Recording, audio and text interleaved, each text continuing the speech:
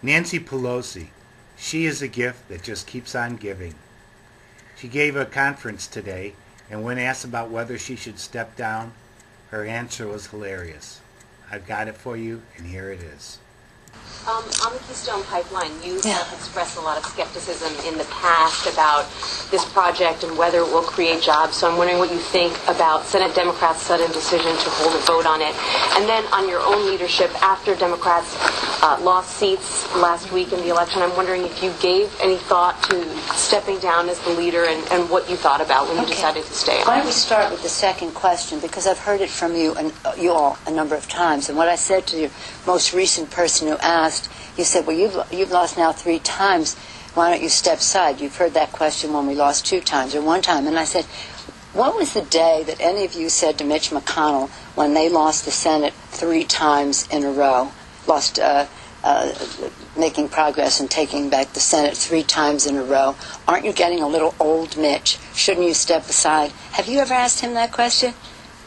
Have any of you ever asked him that question? So I don't understand why that question should even come up. I'm here as long as my members want me to be here, as long as there's a reason to be here. I'm not here on a schedule, on anything except a mission to get a job done. I'm so proud of the confidence my members have placed in me. My life and my who I am is not dependent on being here. So I have the liberty of, if you want me here, I'm happy to be here.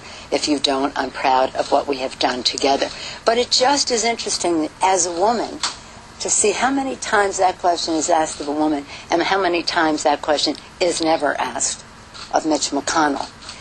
Having said that, to get to the Keystone, and I say that kind of thinking I have a mission for women on this score. When we won the House, and that was largely an initiative that I started around 2000 to take us to a place where we would win the House, that was a big thing. I was never on the kind of Time magazine, even though I was the first woman to be. Wasn't that a curiosity that the Republicans win? Boehner's on the front of Time magazine. Mitch McConnell wins, he's on the front of Time magazine. Is there a pattern here? Now, as I said, who I am does not depend on any of that, with all due respect to all of you. But as a woman, it's like, is there a message here? Is there something that we're missing? Okay, on the Keystone, here's the